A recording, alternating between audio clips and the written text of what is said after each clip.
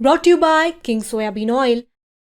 King soybean oil है स्वाद, सेहत और आपके बजट का किंग, मतलब फायदों का किंग। ईरान में न्यूक्लियर रेगुलेटरी अथॉरिटी ने हमें जानकारी दी है कि वहां की 3 साइट्स पर हमले के बाद ऑफ साइट रेडिएशन के लेवल्स में कोई बढ़ोतरी नहीं हुई। यह बयान है यूनाइटेड नेशंस की एटॉमिक एनर्जी वॉचडॉग IAEA यानी इंटरनेशनल एटॉमिक एनर्जी एजेंसी का। ईरान की 3 nuclear facility centres Fordow, Natanz और इस्फहान पर अमेरिकी हमले के बाद IAEA का यह हालिया बयान है। IAEA ने कहा है कि सेंट्रल ईरान में पहाड़ों के भीतर बने फोर्डो यूरेनियम एनरिचमेंट फैसिलिटी को कितना नुकसान पहुंचा है यह तुरंत बता पाना मुश्किल है, क्योंकि इसकी लोकेशंस अंडरग्राउंड हैं और जो बम गिराए गए हैं वो गहरी चोट करने वाले हैं। लेकिन यह साफ है कि फोर्डो साइट पर इस हमले का सीधा असर पड़ा है। इस बात पर भी IAEA ने जोर दिया है कि इस संघर्ष में शामिल देशों को डिप्लोमेटिक रास्तों के जरिए इसे सुलझाने की जरूरत है। इसके लिए हमें नेगोशिएशन टेबल पर लौटना होगा।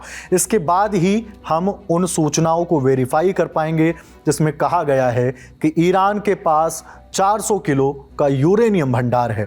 इससे पहले 22 जून को अमेरिका के हमलों के बाद ईरान ने IAEA पर आरोप लगाया था कि यह हमला इस संस्था की निगरानी में हुआ है। ईरान की एटॉमिक फैसिलिटी सेंटर्स को कंट्रोल करने वाली सरकारी एजेंसी AEOI यानी atomic energy organisation of Iran ने ये आरोप लगाए थे। इस ऑर्गेनाइजेशन ने यह भी कहा था कि इस हमले पर एजेंसी की चुप्पी उसके सहयोग की तरफ इशारा करती है।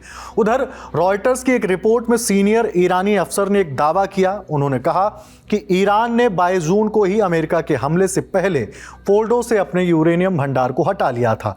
अब एक सवाल जिसका जवाब समझना जरूरी है, यही कि ऐसे हमलों के बाद रेडिएशन फैलने का कितना डर है।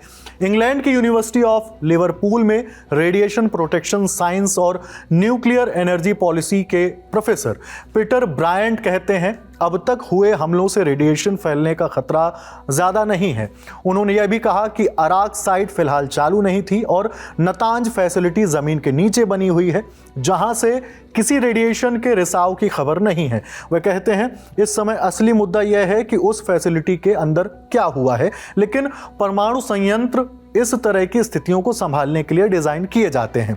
ब्रायंट कहते हैं यूरेनियम तभी खतरनाक होता है जब वह शरीर के भीतर पहुंच जाए, यानी अगर उसे सांस के जरिए अंदर ले लिया जाए या निगल लिया जाए, वह भी तब जब उसका एनरिचमेंट कम हो। बाकी इस खबर में फिलहाल इतना ही। ये जानकारी आपके लिए जुटाई है हमारी साथी जागृति ने। मैं हूं हिमांशु, देखते रहिए दी लल्लन टॉप। शुक्रिया।